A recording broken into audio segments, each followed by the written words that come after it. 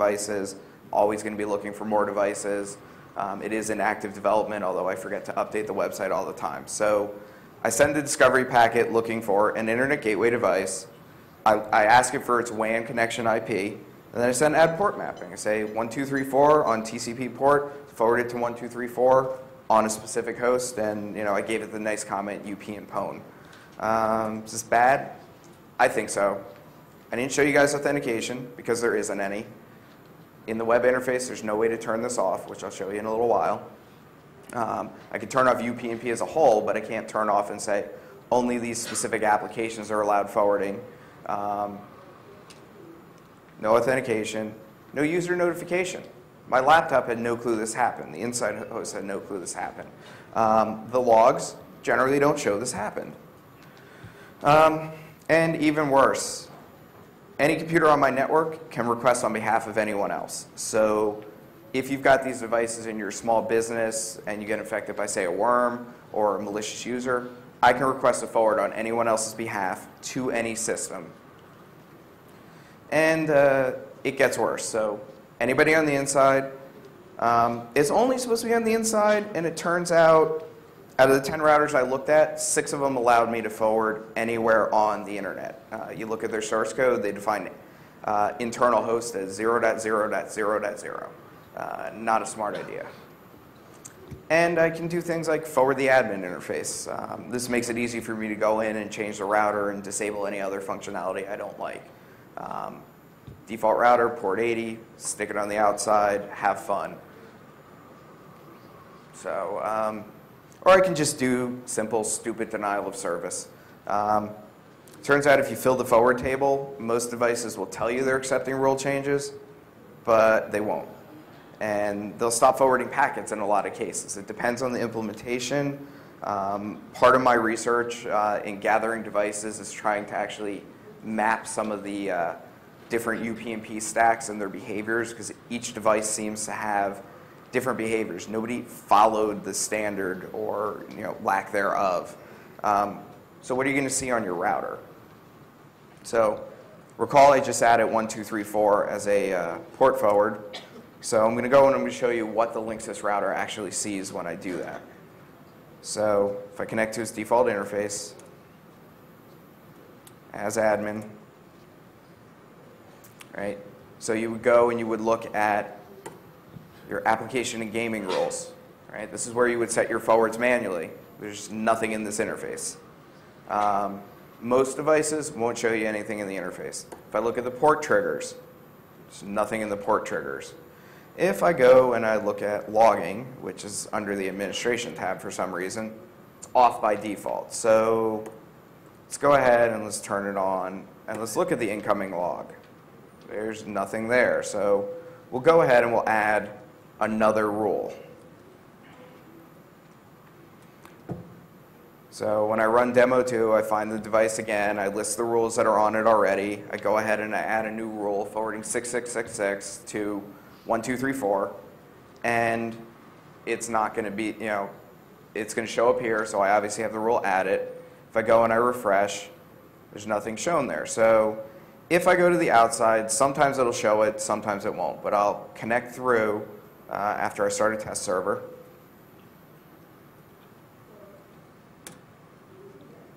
All right, so I'm going to connect to the same device. This time on port 6666. All right, same thing. I had success.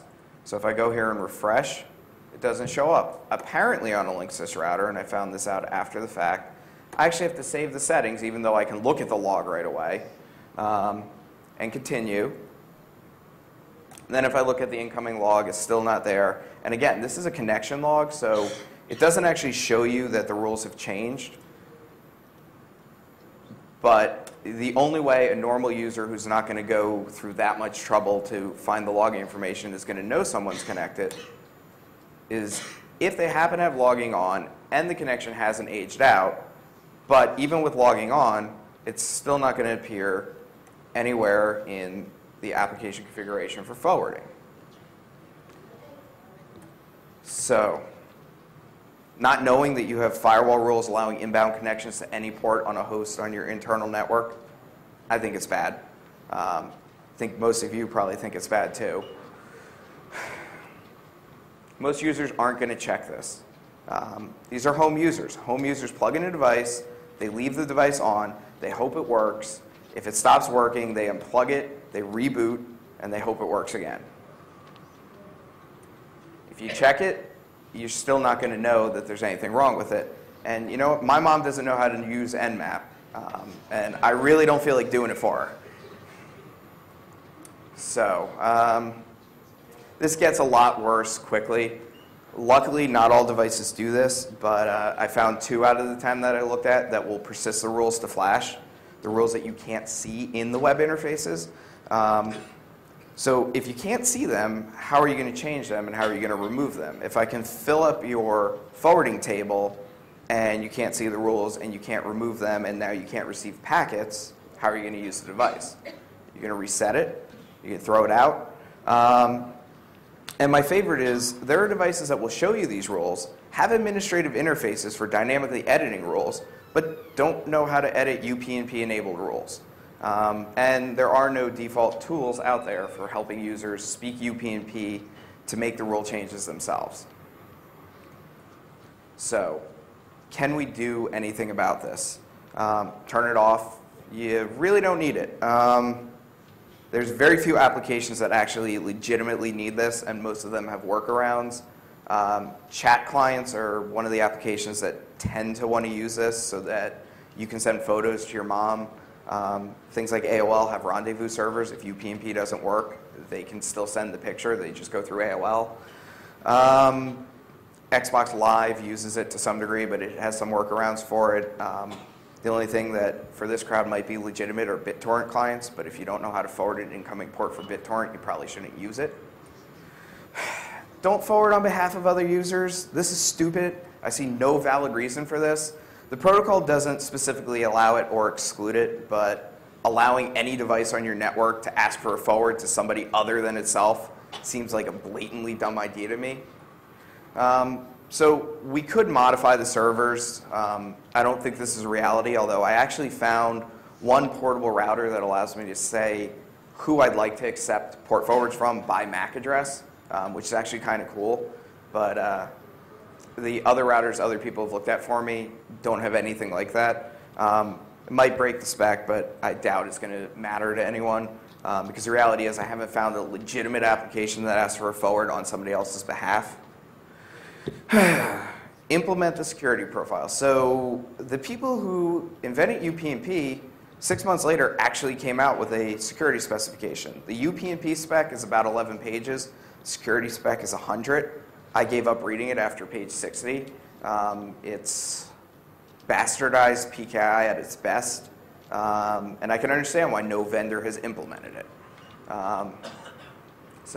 And then there's some other variants. We could use just a basic keyed URL.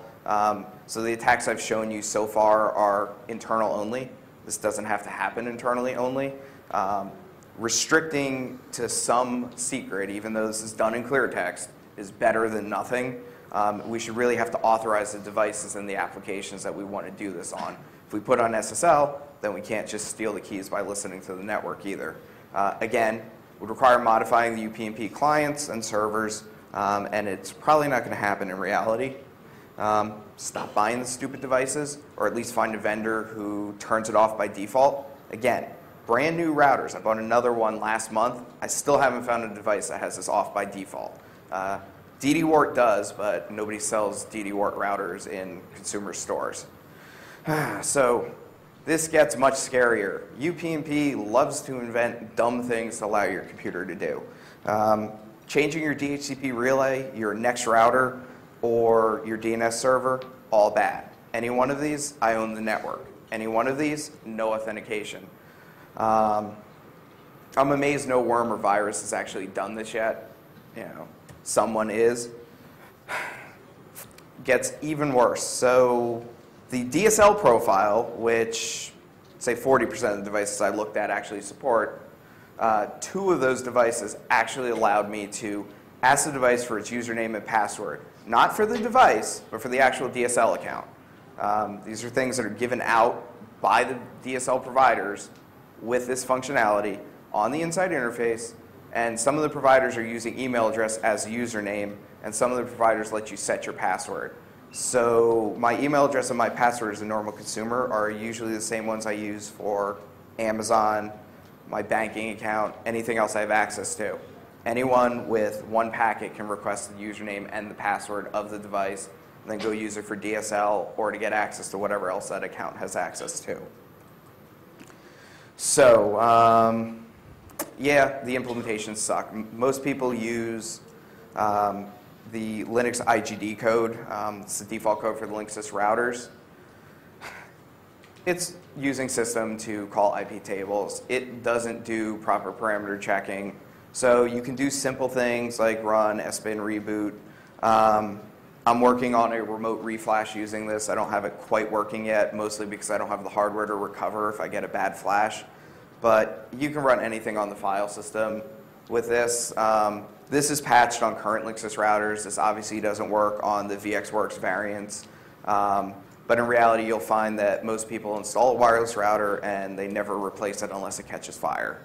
So they have old code vulnerable to this style of attack. So it's a small computer. It's got a web server. It's got every classic flaw you're going to find in a desktop or a server, but it doesn't get patched, ever, right? I mean, how many people have patched their home routers? I'm going to assume most of you. How many people have gone over to their parents and patched their parents' routers, their grandmother's routers, right? Their neighbor's routers, right? This just happens. And they have file systems. You can write to some of these file systems using simple flaws like system exploits. They have buffer overflows. I found one that had a format string. Format string, you don't even need to debug it. You just need to get creative, and you can write the exploit remotely. It takes a little bit of time. And it doesn't have to be local. So the guys from GNU Citizen are here. Hopefully, I don't know if they're talking about it or not. I didn't actually see the slides. But they came up with an interesting way to do this blindly using Flash. Basically, the location URL I showed you before stays pretty static per device. So every Linksys router seems to use the same service URL. You can't do the multicast to do the discovery, but if you just raw connect to that URL and that port and send a properly formatted SOAP request, you can change the firewall rules on it blindly. Cross-site scripting, request forging, any of the other browser variants, users are at home, they're using browsers. If you can send a request to the device on the known URL, which most people have a Linksys or a D-Link, you're going to win. Obviously, any worm or virus. And my personal favorite, one major internet provider north of Maine, I'm in North America, puts UPnP on the WAN interface by default for no good reason. So how am I doing all this? I'm going to show you guys a little bit of the code that I'm releasing with this. It's called UPnP.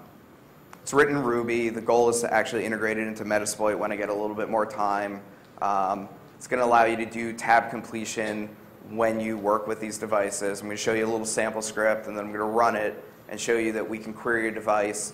I doubt anybody has a Linksys router here, but or any router here at this point. But if you do, bring it to me afterwards, and I'd love some more data points.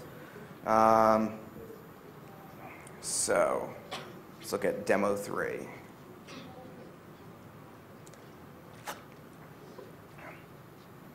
So this is the simple Ruby code. It's only a couple of lines. The majority of it is in these two libraries that I wrote, UPnP and SSDP. The UPnP library is more complete. It's the one that's going to allow you to do the actual interaction, handle all the parsing for you, and dynamically build objects that only have the methods that your device provides. There's actually a stub generator, so if you want to generate full stubs, you can actually download the specification files right from upnp.org, run it, and it'll give you static classes so that you can send whatever type of data you want in case you're trying to develop an exploit against a specific UPnP stack. SSDP really does the discovery. I got lazy here, and it just does discovery. There's some other creative things you can do. I'm going to add event handling so that after you root a box remotely, you can have it send you any event changes to any address on the internet if you want. But I'm kind of lazy and didn't need it for this presentation. So what am I doing here? And then I'll run it for you. I'm basically just going to declare a new SSD